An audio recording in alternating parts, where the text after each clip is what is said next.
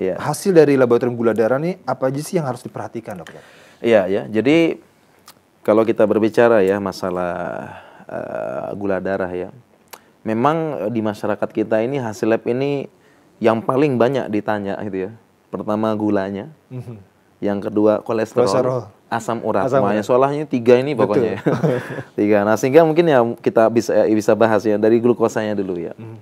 Ini perlu kita jelaskan juga ya.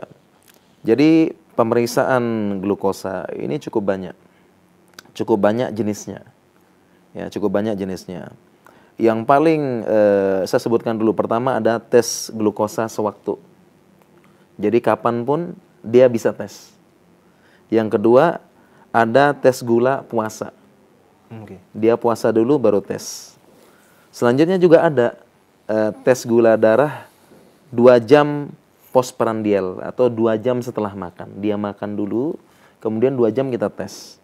Kemudian juga ada yang namanya tes toleransi glukosa.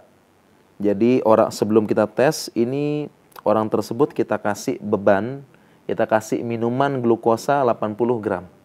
Kita kasih minum. Jadi ada beberapa macam-macam untuk mengetahui glukosa. Tetapi yang paling familiar mungkin ya di masyarakat ini tes gula darah sewaktu sama puasa. Jadi kalau sewaktu itu kapan aja, ini kapan aja bisa.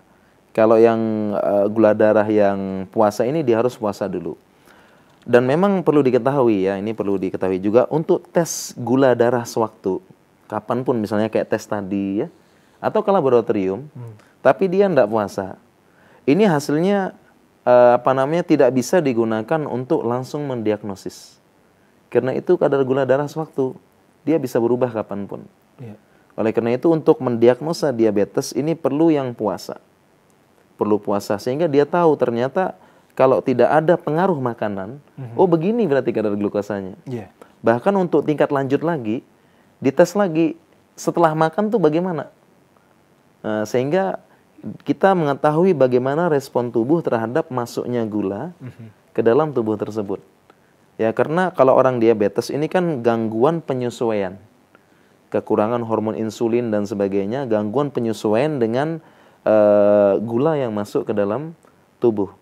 Orang diabetes itu dia respon terhadap masuknya gula dia tidak baik.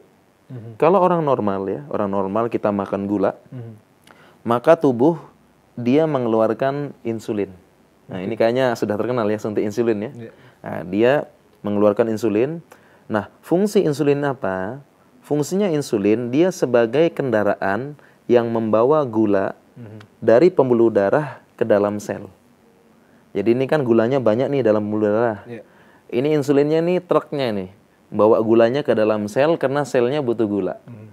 Nah kalau dia insulinnya tidak ada, berarti gulanya dalam pembuluh darah terus.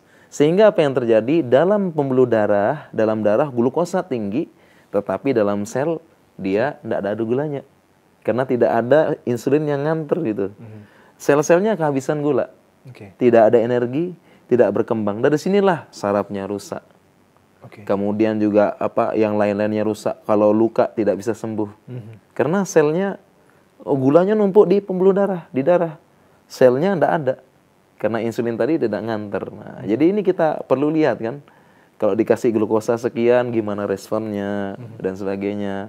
Jadi memang yang perlu kita ketahui ya ini sebagai edukasi ya.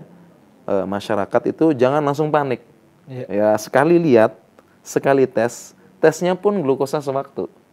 Lihat langsung tinggi, waduh langsung kena, saya berarti diabetes. Nah ini perlu penting ini. Jangan langsung panik, saya diabetes. Ini enggak, karena tidak bisa diagnosa diabetes hanya dengan gula darah sewaktu. Nah ini banyak yang panik. Nah, ini penting mungkin ya, periksa. Jadi cuma sewaktu saja, ini tidak bisa. Jadi tenang dulu ya, masyarakat tenang dulu ya, periksa gula darah sewaktu. 400, iya habis es kriman, habis apa gitu ya. Ini belum tentu diabetes, nah masih ada pemeriksaan-pemeriksaan yang lain gitu.